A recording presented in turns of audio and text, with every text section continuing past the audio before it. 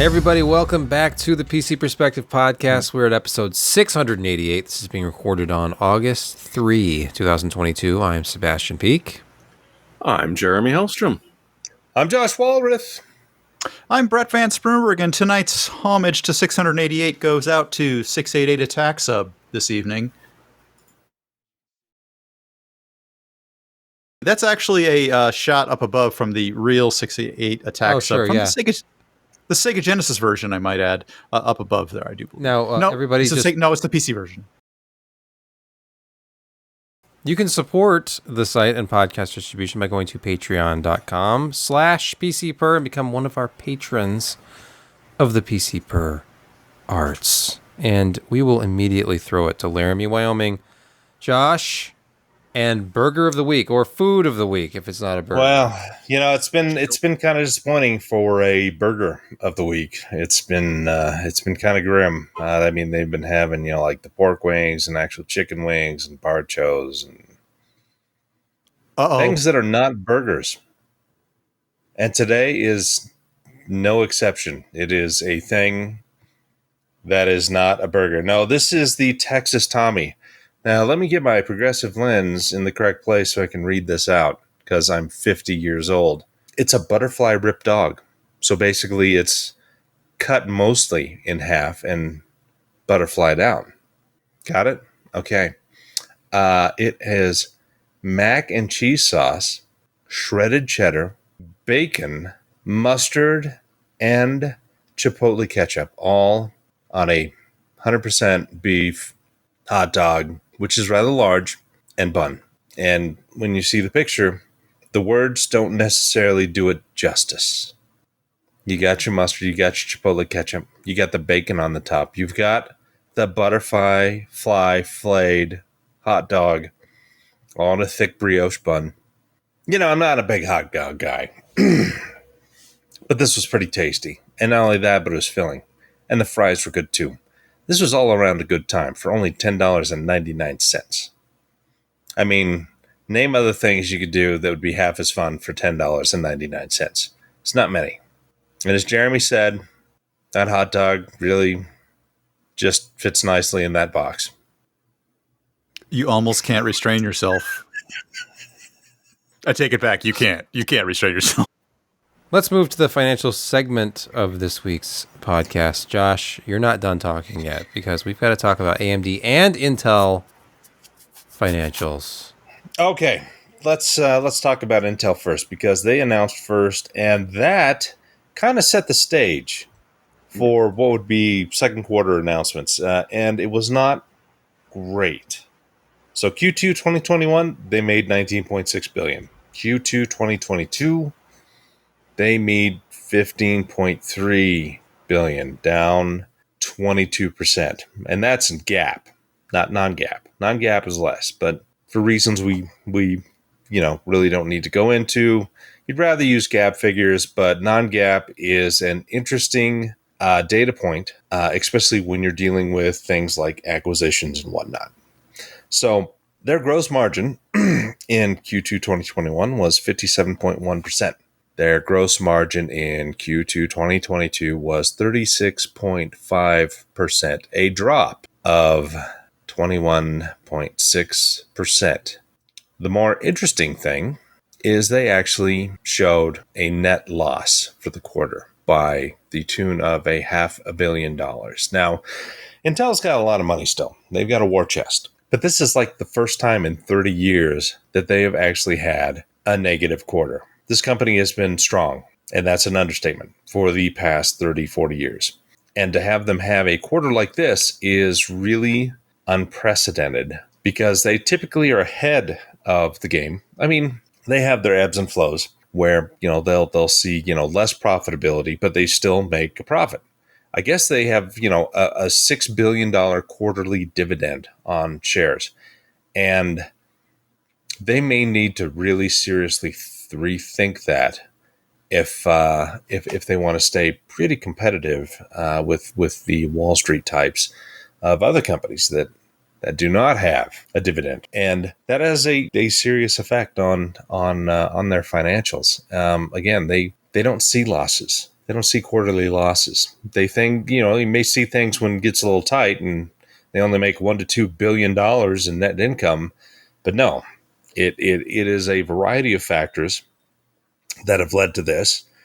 I think the basis of a lot of it is their manufacturing. They still have issues, I believe.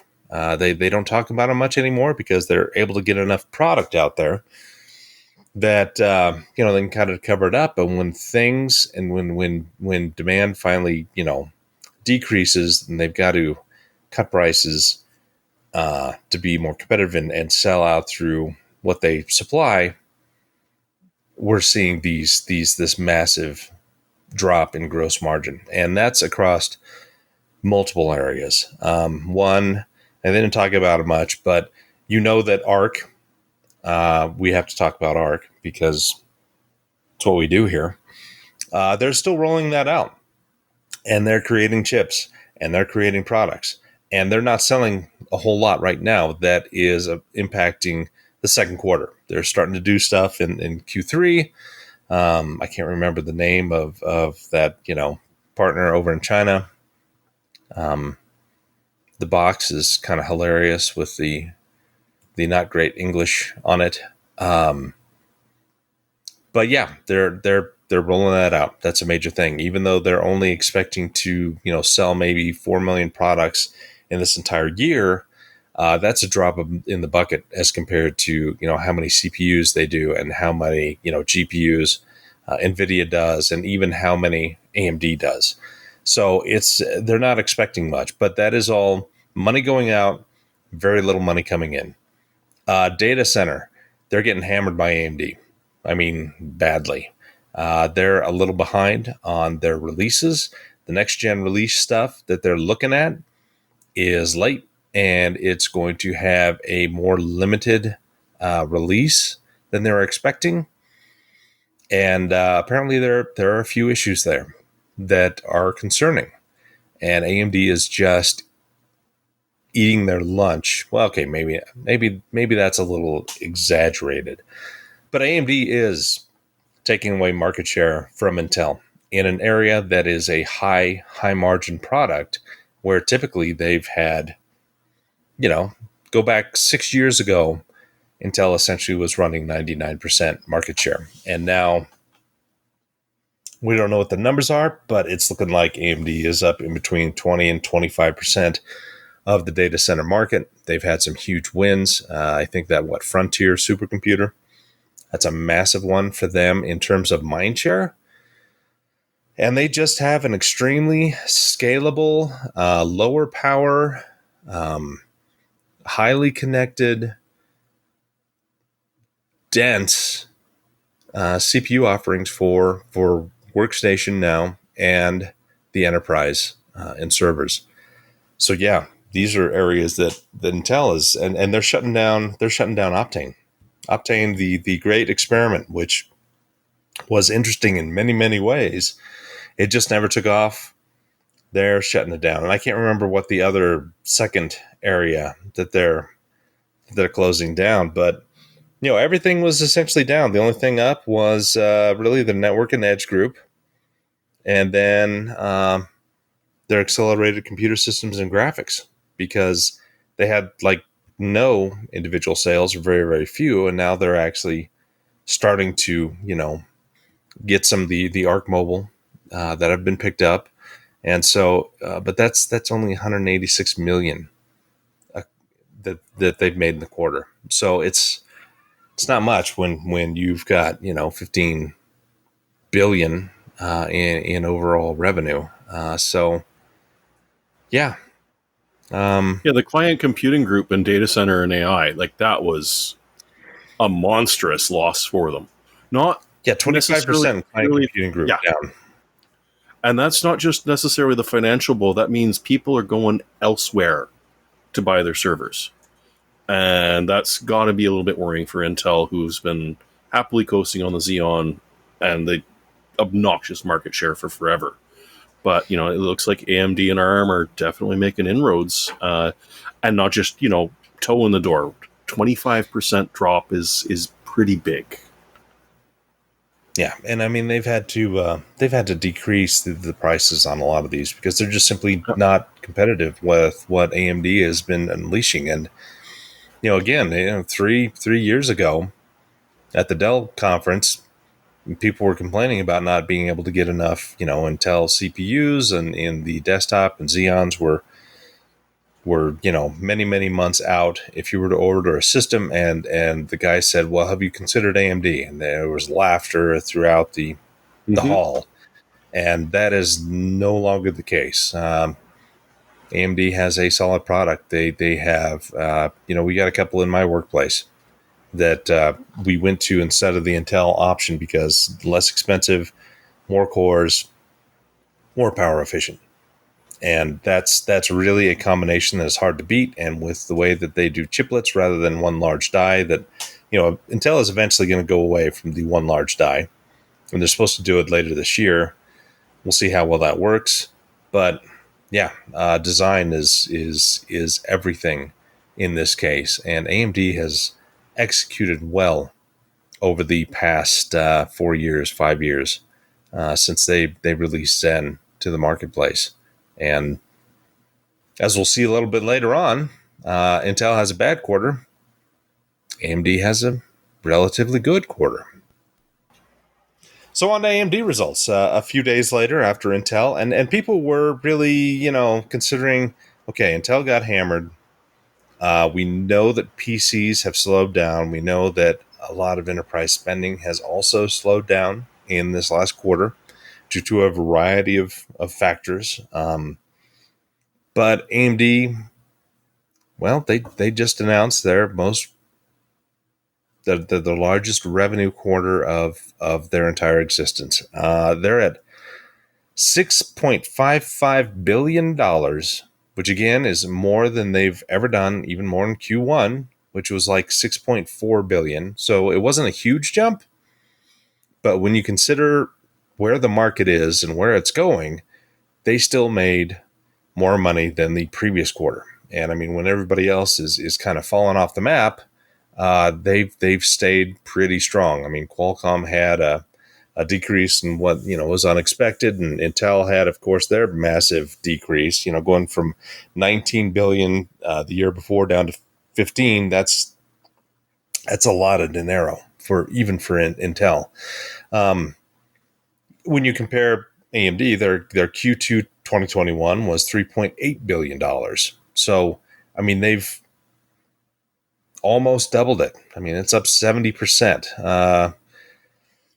The big numbers, and something you can take into account is if you go into non-GAAP, and again, this is a data point. It's not something that's kind of set in stone because you've got other things going on, and they've had two major additions with the networking group and Z-Links, and that kind of stuff hits the bottom line. So non-GAAP, their net income was $1.7 billion.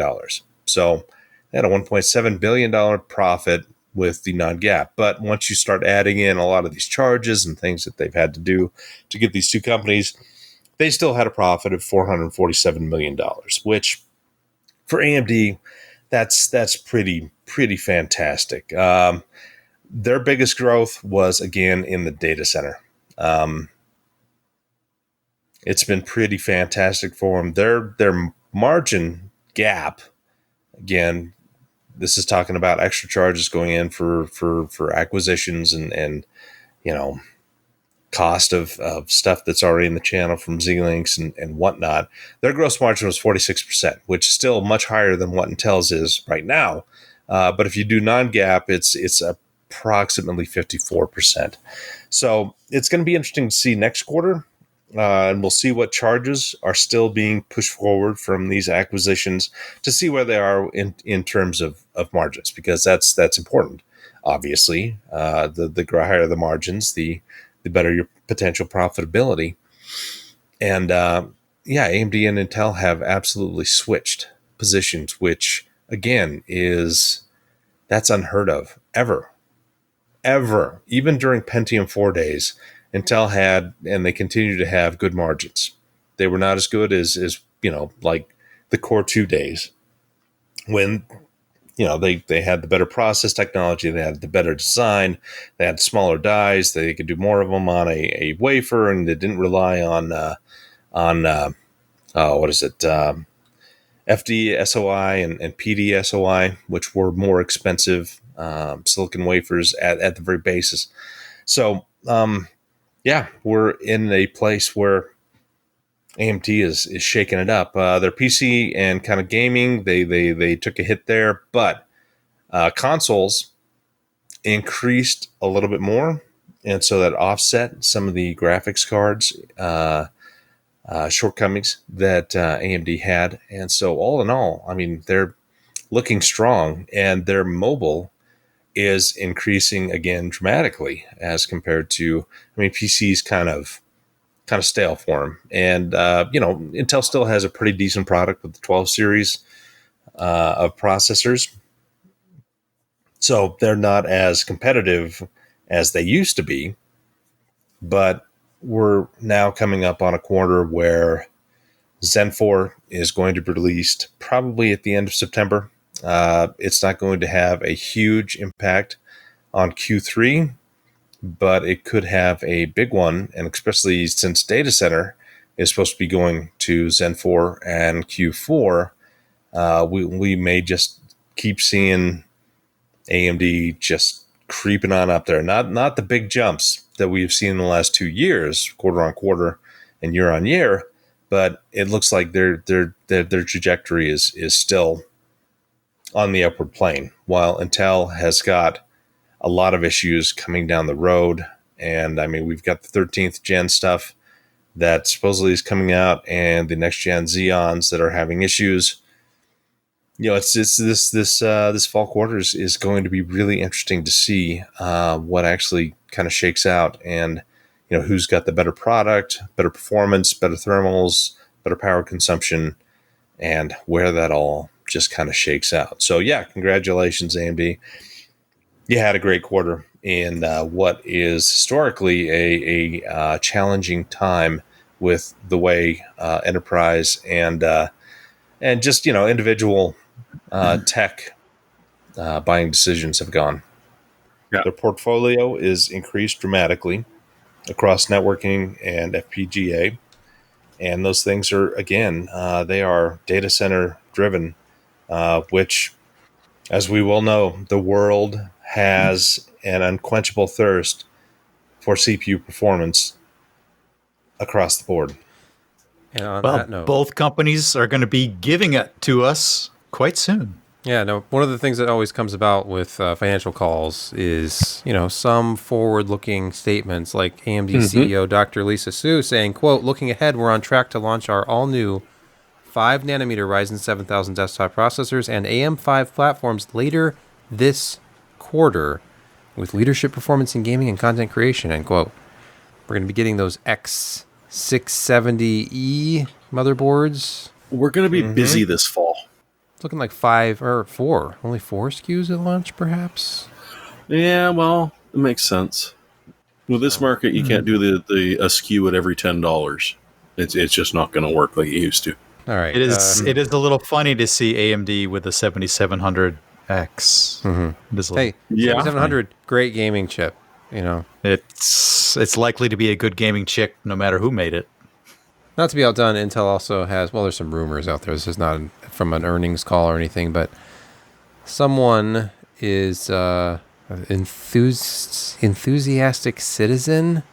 Sounds like a very reputable source. ES or ECSM official is reporting on Twitter or some social media platform that we're going to be getting Raptor Lake in October. So I don't know. When does the quarter end? When should we be expecting AMD 7000 series? Second half of September. Okay. So Intel will be. I don't have any official word, but that's where the expectations are. So theoretically, we could have an entire month between Intel and AMD launches. So when was the 12th generation stuff released from Intel? It was a year ago? It was the beginning of this year. was the very beginning of this year. Wow, what a short-lived product. Well, I think they really wanted to get it out before Christmas and just couldn't for, all the reasons that we all are fully conversant with. And so, yeah, I think that sort of made it shorter than they'd like it to have been. Because you like to launch before Christmas. Interesting point from Gavin Thomas out of the YouTube channel that Dell has only recently released 12th gen with desktops. subpar parts across the freaking entire line. Say you. We just talked a week or so ago about one of the first, if not the first, laptops with 12th gen and DDR5, the Razer 15, the Razer Blade 15. The amount of Dells that my day job has had to return globally is obscene. Seriously, interesting. Oh, and talking with other people that do the HP or Lenovo, there's a huge. This is supposition. I can't exactly prove it, and they do warranty replace everything, but it's like the number of times. Yeah, we have to replace the motherboard. It's actually the power rails that are borked on it. It's like I think they found that they couldn't get normal SMDs and the small components from a reliable place, but they needed to ship product, and well. This dude's selling them.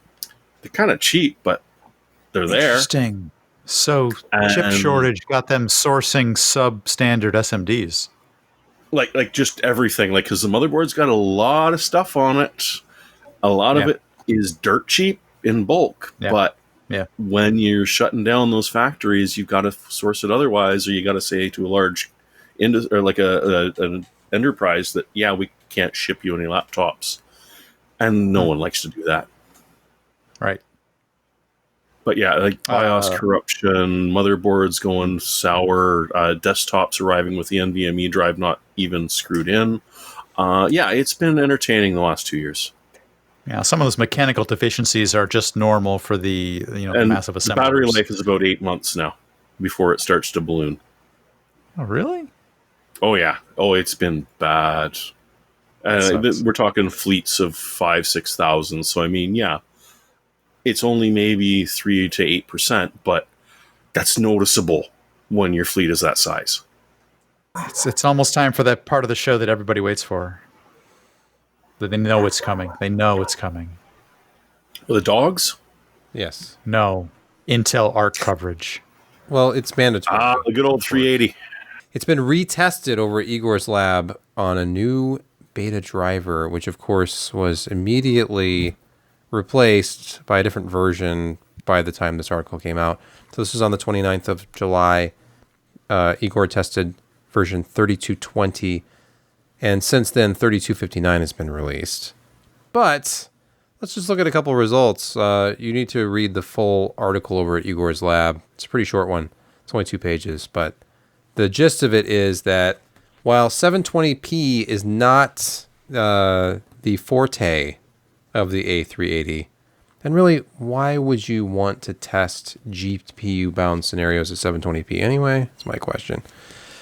But if we look at, and that's a 1% improvement with the new driver, by the way, at 720p. Still well behind the RX 6400 on the chart, but somehow slightly better than the GTX 1650.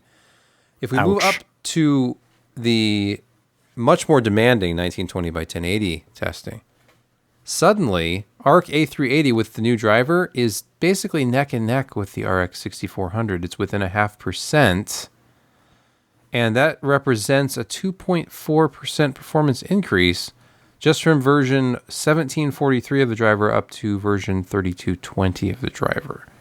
So, I mean, this is not huge. It's single-digit increases, obviously. We're talking about 2.4% overall. But it's better, just not exciting, obviously. Well, I think we heard... Oh, go ahead, Brett. I think this really just illustrates the fact that they have a vast way to go in driver maturity. And there was a recent video from Gamers Nexus that really illustrated this problem, that they have a severe disconnect between essentially the marker they have laid out on the table to say, we're here, and their actual performance. And they have not only a credibility gap in their ability to live up to the controls that their driver is offering end users, or clearly their capabilities on delivering optimizations inside their driver. Yeah. So, well, I mean, there's a lot to go. we've looked at Intel, and I mean, they have, a solid driver team, but they tried to port over a lot of their integrated drivers into SARC because in ways it's a very similar architecture, just scaled up. However, it didn't work well at all, and so they've been writing this from scratch. So whatever time that they took to try to modify these other ones and get them to work, and it just wasn't scaling like it was supposed to and working, and it was just more troublesome and more widgets in there and hot fixes and everything to get it all to do what it needed to do. They took the hit and they started from scratch, which they should have done a little earlier, but they needed to do it one way or the other. And they're paying the price because replacement shaders are not cheap in terms of developing them for a new game. And again, they're starting from scratch. DX12 stuff works pretty well. Everything pre-DX12 is pretty marginal from what I understand. And that's an issue that they will take the chunks out bit by bit. So, it's like, how do you eat an elephant? Take one bite at a time. And that's what Intel is having to do. I mean, I'm not trying to do any excuses for them. They're behind the 8 ball. They've got a tough road to hoe. They're going to get there. And I don't think, Moore's Law is saying, Moore's Law is dead, is saying that, ARC is going to be canceled. And I just don't see that. I could see certain SKUs being canceled. But they've invested too much money. They've got manufacturing. These cards are coming out. The chips are being manufactured. They're going to release them. And this is an area where they see that they've got tremendous amount of growth because, Knightsbridge and all these other, high performance, GPU looking products have not made a big impact when, AMD and NVIDIA are making big strides in the data center. That's where they want to eventually be. And they have to start somewhere. And consumer cards is going to lead to that data center stuff being, an easier pill to swallow for consumers and businesses alike. But yeah, it's going to take a while. They are not going to be leading the pack anytime soon, but they have the resources and the will to be able to do this. They just need to carry through, and I think that they will. It's not going to get canceled. All these people aren't going to be fired. They're not just going to, rely on CPUs because this kind of compute is not going to die, and they want to be a part of it because it is an ever-growing market. I think it's been way too long since we've had a third horse in the race, so it'll be nice to... Granted. It's one of those things where it's easy to poke fun because they're behind. They're way behind. And isn't it fun to be poking fun of Intel as the third horse? Well, it's not normal unless you want to bring up Larrabee or anything. But a lot of these developments have been very reminiscent of Larrabee, and that, of course, ended up being canceled. But it didn't get to the point, I think, that ARC already is. There weren't retail cards in boxes on the market. They were a dream. So it isn't another Larrabee for sure, but it could be another i740 where it comes out, the performance is underwhelming, and then they eventually decide to sort of pivot using modern language to they shifted that over and that became their integrated graphics on the motherboards. So it's actually this long circuitous route from i740 all the way to today, because i740 became the 800 series chipset graphics, which eventually became processor graphics, and ARC is essentially a scaled up version of their CPU graphics. So Is this really just? I mean, if you think back i740 again? in 1998 when it was released, they could be one of the leaders, but they didn't think that that was where stuff was going. Games were silly, and fast forward 6 years, and Nvidia's talking GPU with the 6800 series. ATI is doing the same thing. Will eventually become AMD. I mean, that's a very short time span considering, 1998 to 2022. It's a good 24 years. We're talking about where Intel didn't do much. I mean, yeah, tried Larrabee. That was a failure because, again, they relied on stuff like, okay, we've got all these, tiny cores. We're going to add a big vector unit to each x86 CPU core that we've developed, and we're going to somehow network it all in so it all works. And it didn't. It was crap because they needed to reimagine the entire workflow. But it's an x86 centric world for Intel, and they've finally gotten over that where they can't shoehorn that technology into everything. And I mean, hell, they got rid of their strong arm stuff ages ago, and now look at what ARM is doing. It just there were a lot of bad decisions at Intel, and they didn't see very far in the future. And I think that they had, serious x86 blinders on. It's like, hey, we've got this base technology that is ours, that we own, that we have the best implementations on. We can scale it down to fit into anything. And it's just not true. Plus, ARC doesn't have the advantage of launching with some new bus. The whole i740 launch was around AGP. So if there was some new exciting Intel exclusive, you have to buy an Intel chipset to get this, and look at the performance, that could be interesting. And then, of course, AMD and NVIDIA have to follow suit. But sideband addressing, man. If they'd only put more memory on the cards and not relied on system memory so much with i740, it would have been a lot better. And its base performance was Voodoo graphics level when Voodoo 2 was out. And that just it was cheap. They had bad drivers as compared to everybody else. And you had Voodoo 2 versus Riva 128, and Riva 128 was more performant and had better software support across the board than anything Intel had. So you didn't have to fight with it. Well, not as much. I mean, if you had a 440LX motherboard, everything just seemed to run. If you had an MVP 3 or MVP 4 chipset, okay, you're right.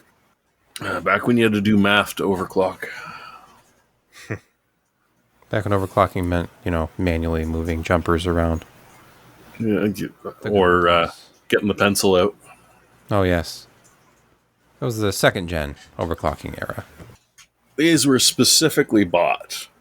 There's no way that's going to focus on it. But It might.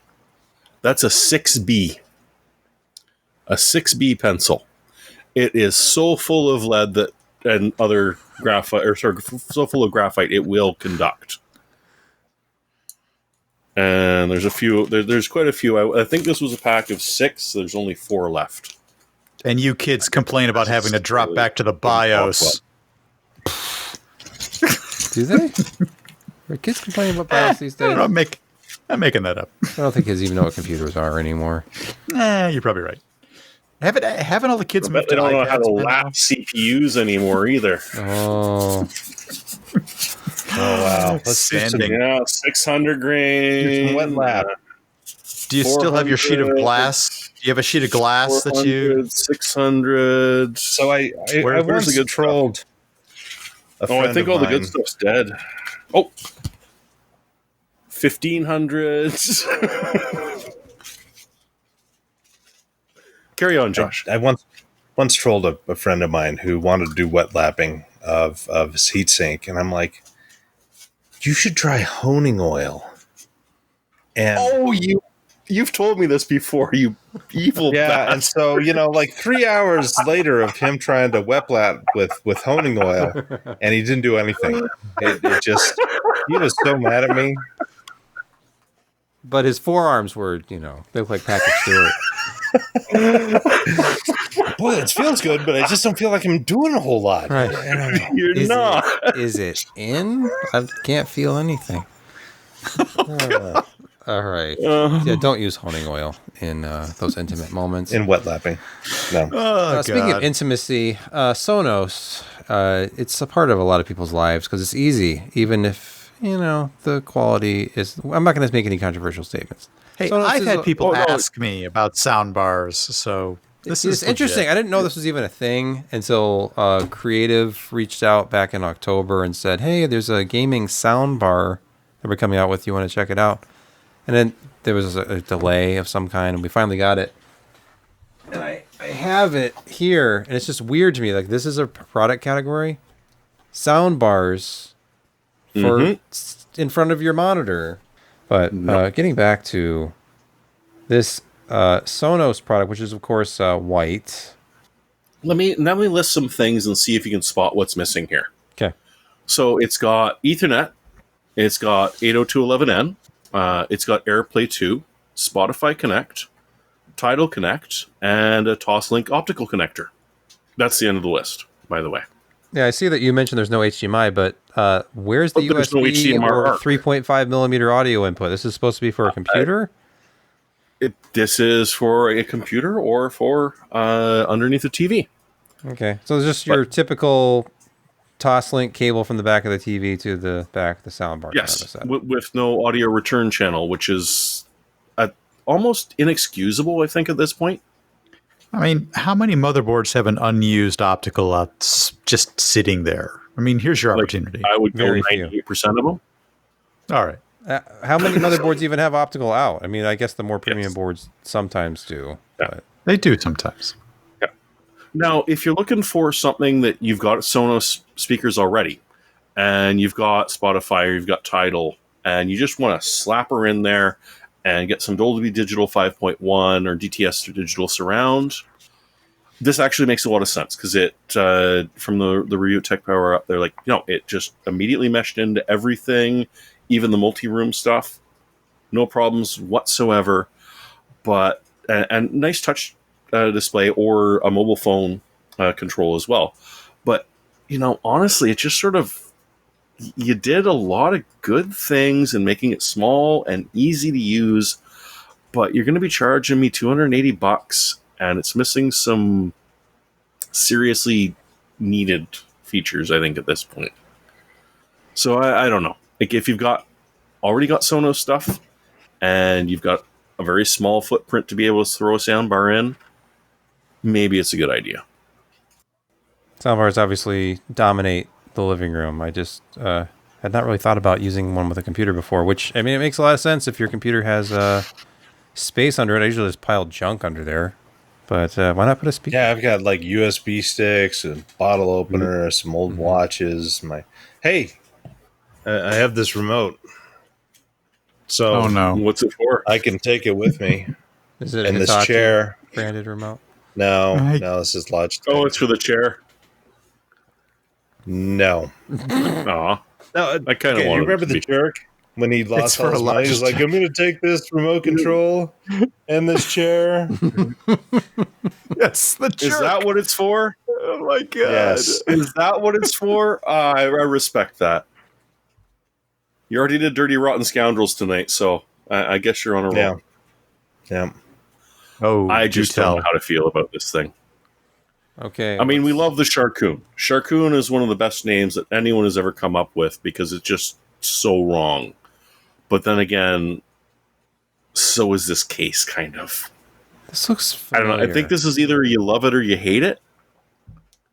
It's a hybrid, like it's half sort of open, Yeah. but it's not. It It's looks giving like me a real- you can feel they took inspiration from Gundam. Yes. Yes, I it's giving think me so. it's giving me a real Thermaltake vibe right now. Actually, It's an ATX case. Like, they don't put the stoppers on it for anything larger, but at the same time, it's over 2 foot tall and 2 foot deep. So it obviously fit an EATX. But at the same time, it's like it makes sense that you get some great cooling. There's a lot of open space in it for air to flow through, and cat dander and dog fur and kids' hands, which is a little disturbing. They went for a bunch of adapters for the vertical GPU, so you anything from like a 1 to a 3 slot you can stand up. The one thing I really like about it is the PSU. It's isolated way down in the bottom. Like, it's away from anything else, so it's got pure So you need really long cables. You're gonna Long really UPF, want. Yeah. The back of it has a lot of space to hide your wires, which is nice. But then there's a There clear are- panel, right? Yes, or you prop it up against the wall so no Yeah. one can see your sins. So I don't know. I think people are either going to love it or hate it. I think it's kind of odd. They're kind of nice. They ship it with a total of 5 120 millimeter fans. Obviously, you can fit any radiator you're going to want in there if you want to swap those out. But that's kind of generous to ship out 5 RGB PWM fans. But then again, I mean, it does run at about €280. Hmm. Wow. So Pricey. we'll see what it is over here. You don't That's have a like couple of $170. Thank you, Boris. Yes, he did do some wonderful things to their price, didn't he? Except that's the pound, not the euro. You're Yeah, close. no, but- pound is still keeping track. Euro is now dropped below, Oh, has it? Is 99 it below cents to par a right dollar. now? Ooh. Yeah. Oh, here's that that was very- There you go. It's the AH200. They have a large version. I had the Yeah. micro. It's kind of the same thing. It doesn't look Oh, exactly yeah. the same, but it No, it's, Reminded me of this. has the glass panels on really- each side. And, That's Airwolf. You put a couple of guns on the side and the cockpit in there, and Yeah, man. you got what I a didn't bad like Airwolf. was these air intake things. They're just plastic panels. They don't do anything. Jeremy, can you hear the Airwolf sound when you look at this? See, under it was just metal.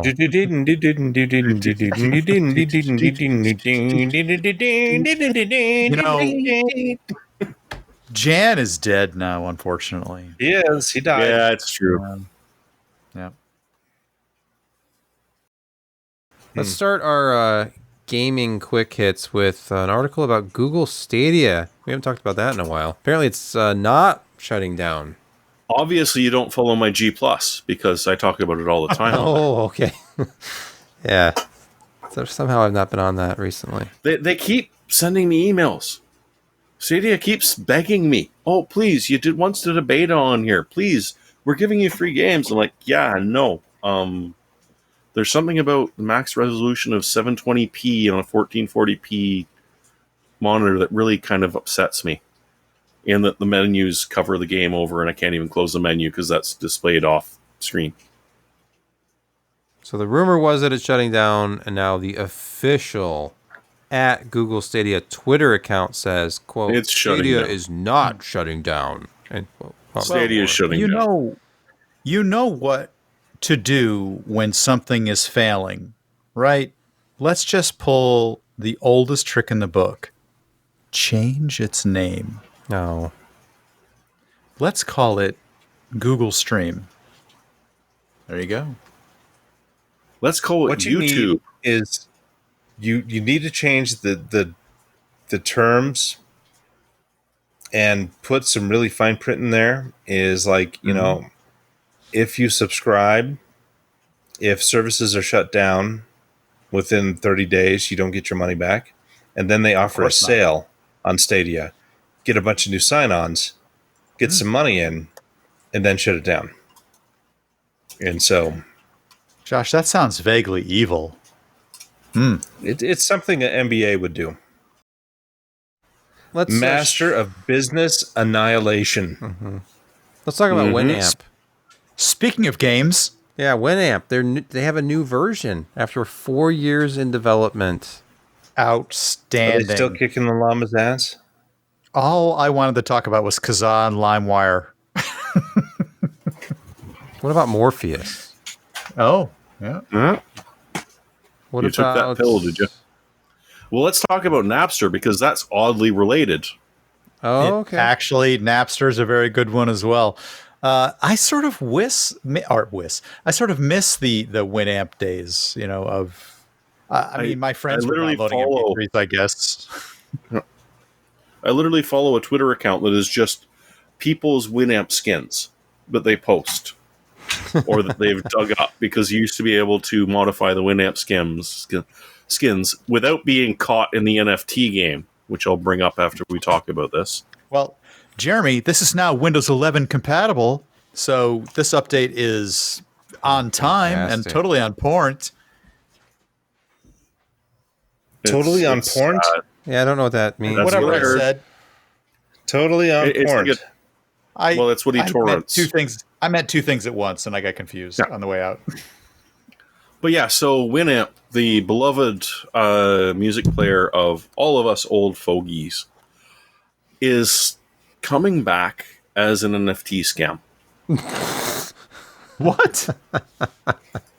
Oh yeah, no. That I will read you some of the wonderful things from here, because they say that you will get you can buy the original Winamp skin on auction as a 1x1 NFT, after which you own it as much as you own an NFT, and then there will be 20 derivative NFT artworks made off of it. Except if you look, it says that this unique collection will also be made out of 1997 derivatives. So there's actually going to be 1,997 derivatives, not one original and 20 others. And they talk about, oh, don't worry, 80% from the primary sale will go to the Winamp Foundation, to be redistributed for charity projects. So the one single sale will. However, secondary sales, Winamp will keep 10%. The remaining 80% will go to the reseller, and 10% will go to, whoever the creator was. It also suggests that if I submitted my art and I wasn't lucky enough to win, and I love the misspelling, if you can bring that up, I submitted my moist art but was not lucky enough to win. It's on the page you were on, Sebastian. I already closed the tab. That's too bad, but it really does say I submitted my moist art. History, If you reopen, submitted- close tab. Yeah. Yeah. So rise up, fallen artists. Rise up and take your stance again, for your art will win another day. You keep the copyright and all rights to your art.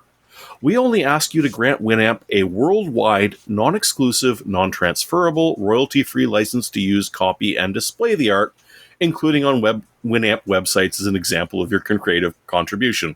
So yes, you totally keep your copyright as we blast it all over the Real planet. art. So do not support Winamp does not coming end up back. in NFT. It's an NFT scam. That's too bad. It is really too bad. So Winamp is back about as much as 3DFX is back. That's what Or as much as Napster is back. yeah. Hey, at Because least Napster Winamp turned into the whole. will still play your HDDs filled with MP3s from the 90s. I did not see anything about that on the website. If you still got a Winamp install, don't upgrade it. It's like your Handbrake install. Just don't upgrade it. It's going to be bad. Ooh, I still have Handbrake. Yeah, don't upgrade it. Or Audacity. Another one. Don't That's upgrade all it. that's Yeah, I'm on an It's old gonna version of be- Audacity too. Yeah. Yes, old version of Audacity. I mean, you don't really gain anything by upgrading it. And you anyway. lose so much. You lose And your allowing them to steal things from you. So no thank you. That's nice. Now, I have some good news this week. which is It's not my fault that everyone's going to be depressed. It's Brett's Oh, fault. okay. Oh, you added what? this? Let's move to our single security story of the week. At Ars Technica, 0 days sold by Austrian firm used to hack Windows users, according to Microsoft. So, And Adobe. Jeremy linked to this. I only echoed it. oh, okay. So apparently there is actually a Microsoft Threat Intelligence Center, and it goes by the Mystic name, MSTIC. Is this true? Is this just a gag? I guess Ars Technica is fairly reputable. It almost sounds like a gag. Apparently there's Windows and Adobe 0 days. and they're for sale. And they've been out there for some period of time, including in GitHub. So, you know, Well, you did say Microsoft, so I didn't. I don't Didn't have a lot to GitHub add to come this out and other say than this it's is bad. not real? There's been no. Oh, good question. I'm not sure about that. I thought there were real CVEs I issued saw on a thing these. with the GitHub. Like I believe there's been some denial. I thought Yeah. there were CVEs issued against which these is in vulnerabilities. Egypt, but Let's move to our featured review of the week, which is part of the Be Quiet 20th anniversary celebration. And what better way to celebrate 20 years in the business of making subtle, sophisticated, stealthy products than going rainbow RGB with the new FX line. In fact, you can go to the FX World website. It's actually And a find out website. where there's an exclamation mark at the end of Be Quiet. except all. Enter our FX World and get excited! Exclamation point or exclamation mark if you prefer. So Be Quiet, as part of their 20th anniversary, has a new case. They also have a liquid cooler and an air cooler, but I reviewed the case first. It's the Pure Base 500 FX.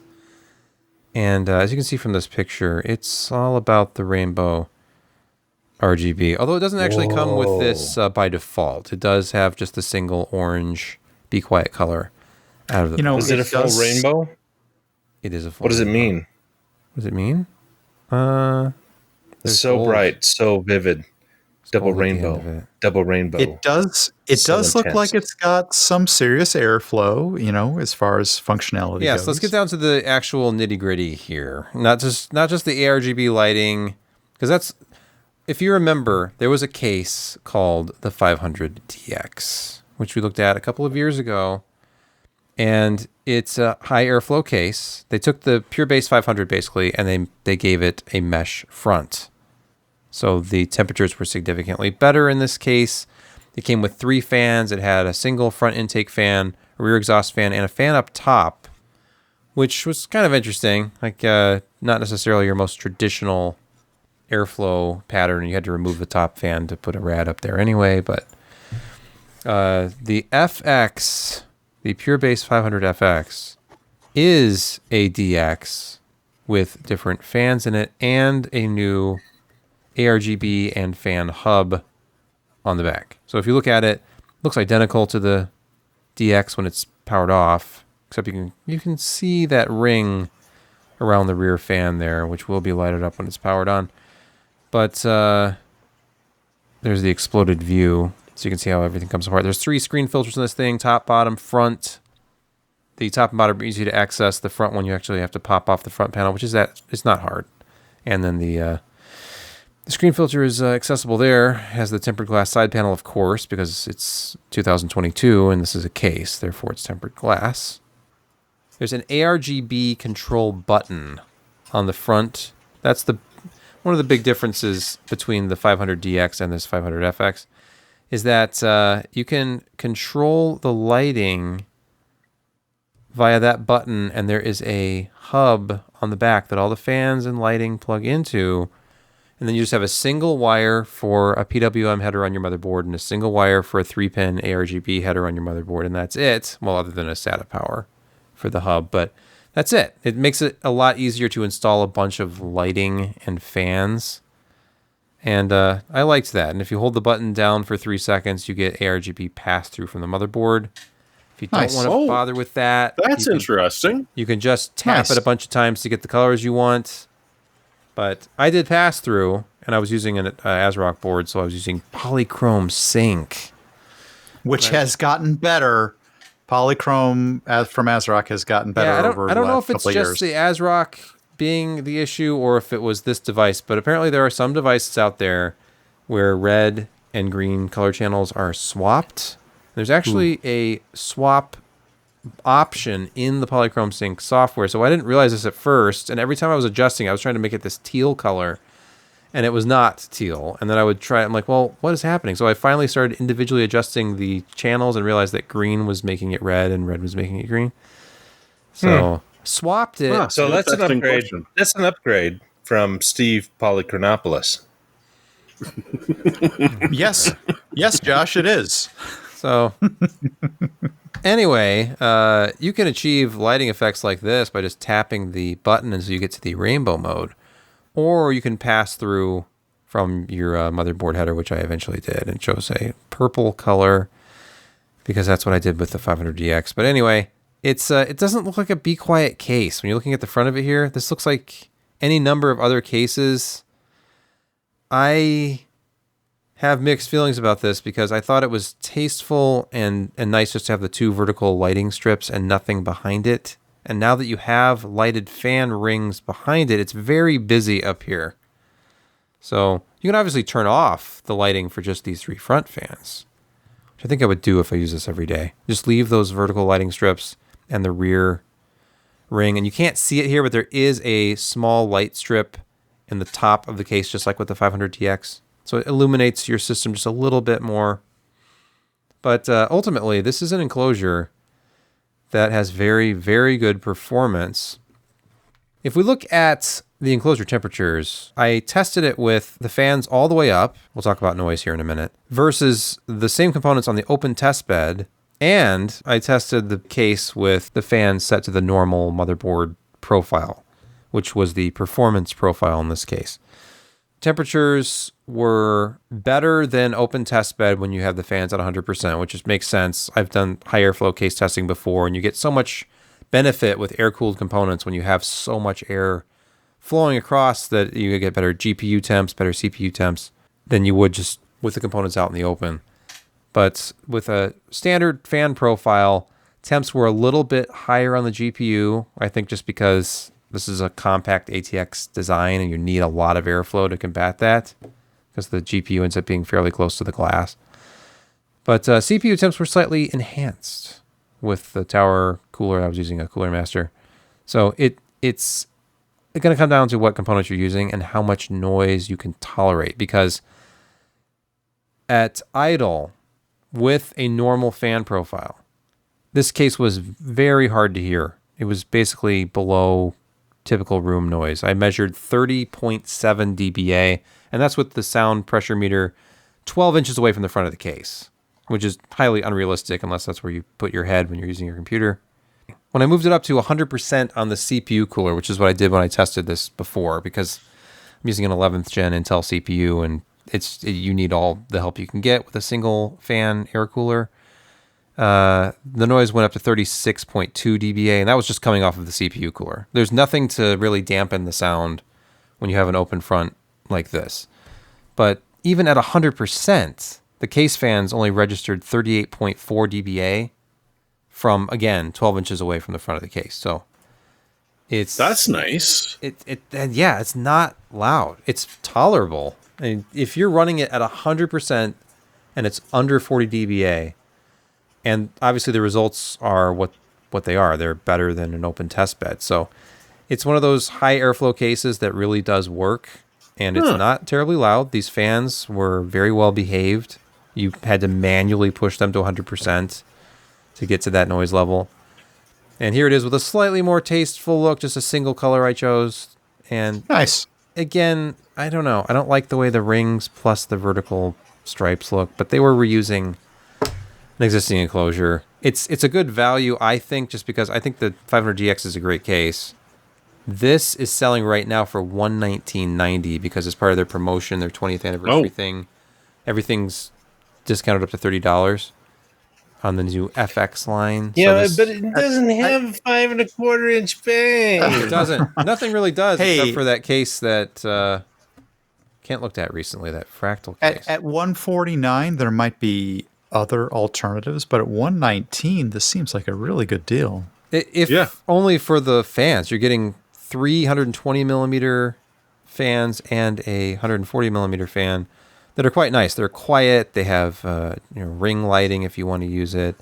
So Well, you can disable it. So. and you can disable it too if you want to. And for $119, this is a pretty good deal, I think. No, those temperatures and that sound pressure, that's pretty good.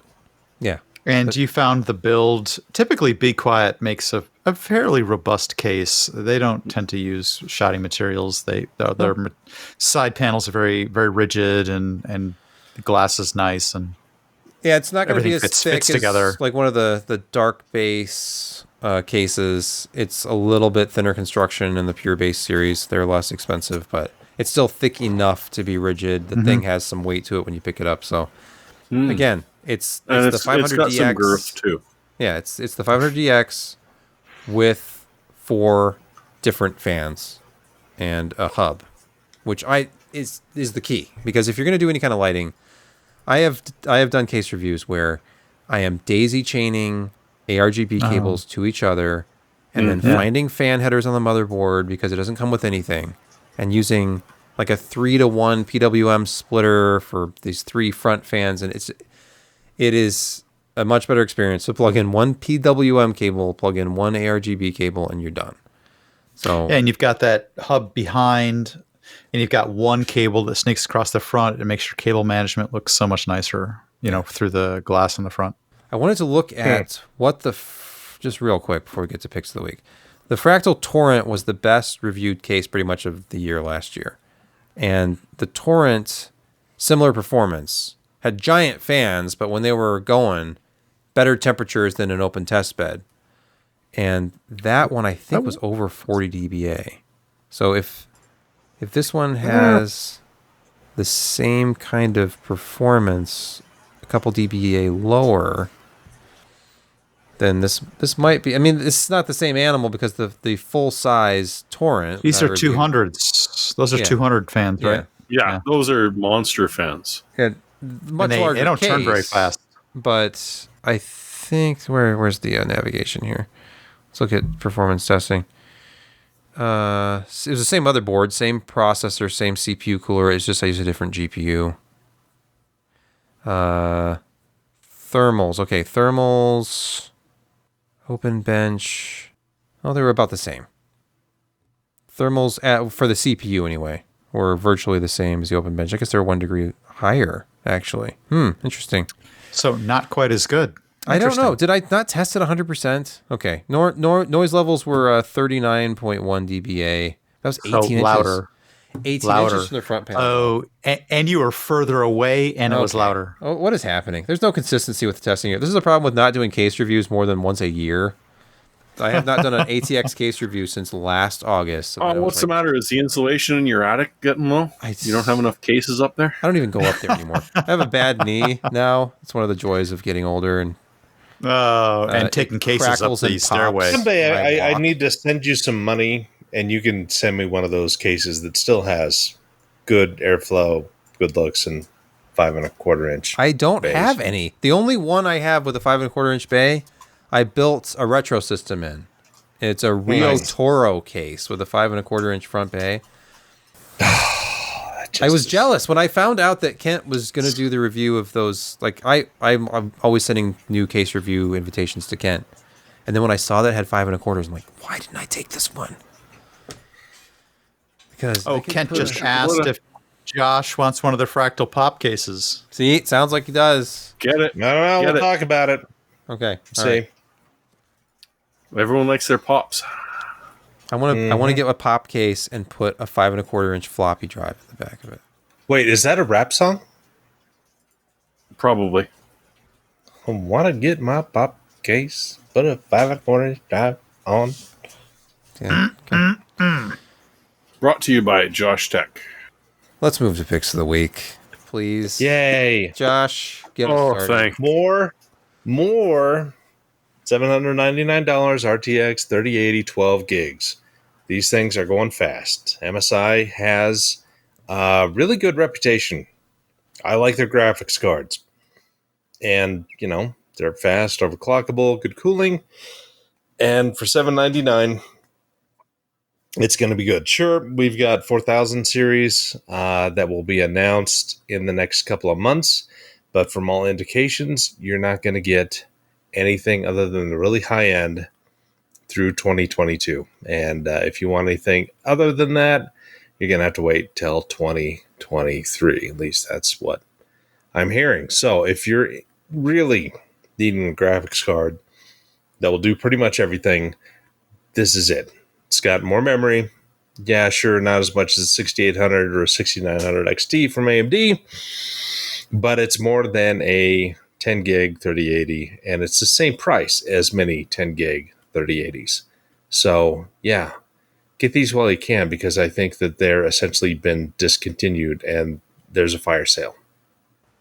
Jeremy, what is your pick this week? Well, and just like my solar-powered battery failed me, because living in Vancouver, there are earthquakes and tsunamis and forest fires and, a variety of other reasons to have, a reason to have a kit to be able to get the hell out of the house as it's burning, collapsing into the sinkhole and being washed over by a tsunami.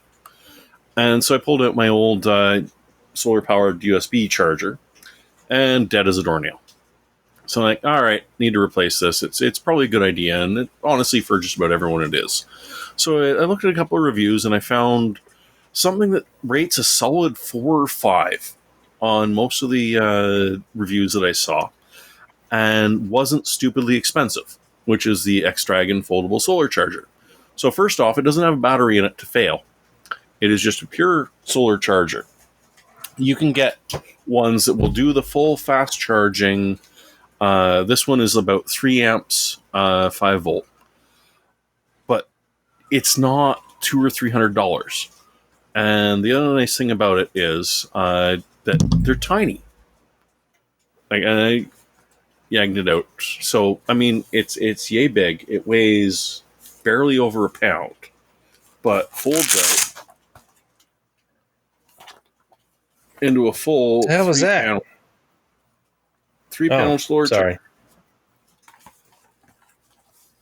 on the back, all velcroed very nicely. Now, since you don't have a battery there, you have to just direct plug into a USB port on it to charge your device, right? Yeah, and it has 3 of them. I didn't pay extra for the one that had the USB-C because, well, you can get a USB-A to USB-C adapter. But honestly, it doesn't quite support fast charge. Like, it only does 3 amp. But honestly, like, if you want one of the fast charge ones, it will run you north of $200. Which, hey, if you want, go for it. But for just something to throw into your emergency kit, this is stupidly handy. It's tiny. It's very stiff. It's got carabiners. Hold on. Wait a minute. Wait, what? You're talking about its size and stiffness now. Well, of course. I mean, I guess in an emergency. well, you're throwing it into a bag that you ignore until you actually need it. So you need things to How work come with. it's a Galaxy S3? Aren't those like ancient? Yeah, and that's an older Charging. iPad too. Look at the side bezels on Oh, that. the idea that it's What a bunch of crap is this? And I will It's say not this new. about these, not to dump on your pick, but if you've ever actually used one of these to charge things out in the bright sun, and I have one actually, your phone will get really hot to the point where it will shut off. Well, And that's it why will you not don't charge. charge it directly in the sun. It will not charge. It won't. One of the Just other put the nice things phone about it was underneath the solar panels. Yeah, that's Yes, that's a better idea. or Yeah, just heat up. don't do what this picture is showing. Is my point. Don't No, have 'cause that's devices just out there in the stupid. sun. Because one of the other things that they rate these for is how likely is it to melt in Texas? Oh, okay. Which, to be honest, I mean, they're not actually is the hotspot in the U.S. right now, let alone the planet. That's a rating? But, yeah, 'cause- That's a rating? Yes. They Is do have there an unreliable acronym? power, though. So Is there an I guess acronym we for need that? one of these. Sadly, there isn't. It's just a couple of the websites that I saw. It's like they were based out of Texas. I mean, I think there's some survivalist people types down there, but some of the solar panels that they did, like they let them out in the sun to charge, and the panels literally melted. That's not something you look for in a solar charger. That's a bad thing. But it's easy enough to hide the phone somewhere where it's not going to get melted. So if you don't have one, I mean, it's an interesting world right now. I'm not saying you should get one, but you might want to. Excellent. Brett, your pick this week. My pick is from an M.2 perspective. you probably can't tell the difference in general use between your Gen 4 and your Gen 3. I know. I've just said something that might hurt your feelings. So why not just buy a Gen 3 drive for a very good price? Pick up a 1 terabyte. Why not? Go to Woot soon. $82.99 for a 1 terabyte M.2 Gen 3 drive. Heck of a deal, even if it's stamped with MSI. Its specs, not the best. There have been a lot of better ones out there, but not bad.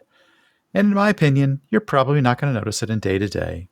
And if your motherboard has a lonely M.2 interface, this is your opportunity to get one at well below the $100 a terabyte limit. Pick up one today. Why not get two? You probably have two lonely M.2 interfaces on your motherboard. Stuff them. It's under 10 Well, cents a no, gigabyte. I don't, but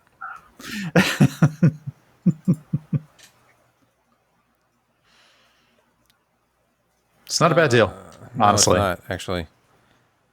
Even I make fun. And to be honest with you, it's actually a reasonable deal. The performance is pretty good, especially for day-to-day use, game drive, whatever it is you're going to use. A terabyte for $83 on an M.2 stick is a pretty good deal. Even if it is, I'm not sure the pedigree of it. It's an MSI stamped drive.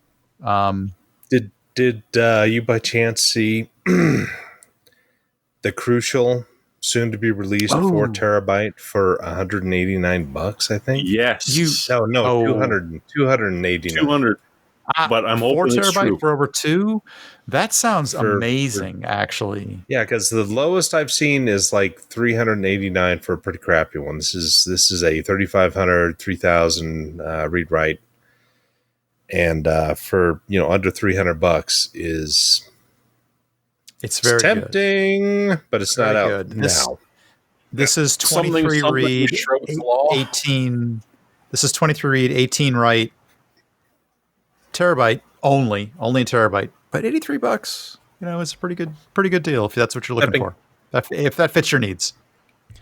Last week I talked about the freezing issues I was having with the Camlink 4K, and there were some video glitches, and I put a couple notices on during the video before I finally switched input devices. But the issue wasn't really with the Camlink 4K. It turns out there are known issues with video capture with Camlink 4K when you're taking it into either vMix or OBS and you are sharing the bus with another device.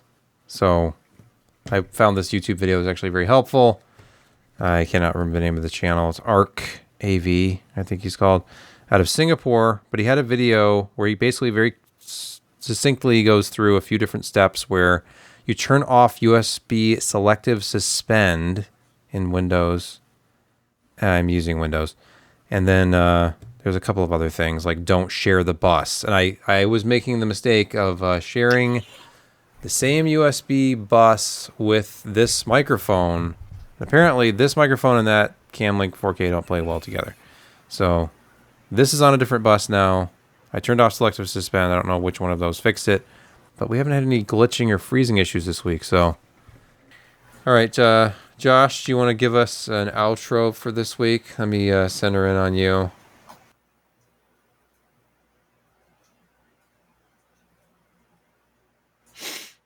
Okay, I can't do it.